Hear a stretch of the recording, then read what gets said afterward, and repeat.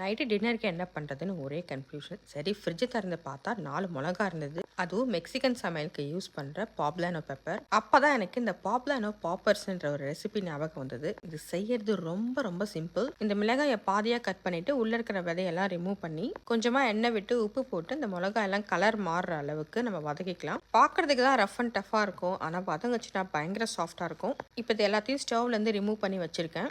இப்போது தனியாக ஒரு மிக்சிங் பவுலில் துருவன பன்னீர், க்ரீம் சீஸ் ஆட் பண்ணியிருக்கேன். இந்த க்ரீம் சீஸ் நிறைய ஃப்ளேவரில் வருது. எந்த ஃப்ளேவர் வேணாலும் யூஸ் பண்ணிக்கலாம். ஃப்ளேவரே இல்லாத ஒரு ஃப்ளேவர் இருக்குது, அது கூட வேணாலும் யூஸ் பண்ணிக்கலாம். இப்போ தாராளமாக ஒரு கையளவு மெக்சிகன் சீஸ் பிளெண்ட் எடுத்திருக்கேன். ஒரு பிஞ்ச் பாப்ரிகா பவுடர். இந்த ஸ்டஃபிங்க்கு நான் உப்பே போடல. இந்த சீஸில் க்ரீம் சீஸில் இருக்கிற உப்பே இதுக்கு போதுமானது. வேறு ஏதாவது வெஜிடபிள்ஸ் இதில் சேர்க்கறதா இருந்தால் வதக்கி சேர்த்துக்கலாம். இதெல்லாம் செய்யறதுக்கு முன்னாடி உங்கள் அவனை 400 ஃபாரன்ஹைட்க்கு ப்ரீஹீட் பண்ணி வச்சுக்கோங்க. ஸ்டஃப் பண்ணியிருக்கிற மிளகாய் எல்லாம் 10 to 15 நிமிஷம் பேக் பண்ணி எடுத்தால் சூப்பரான பாப்லானோ பாப்பர்ஸ் ரெடி.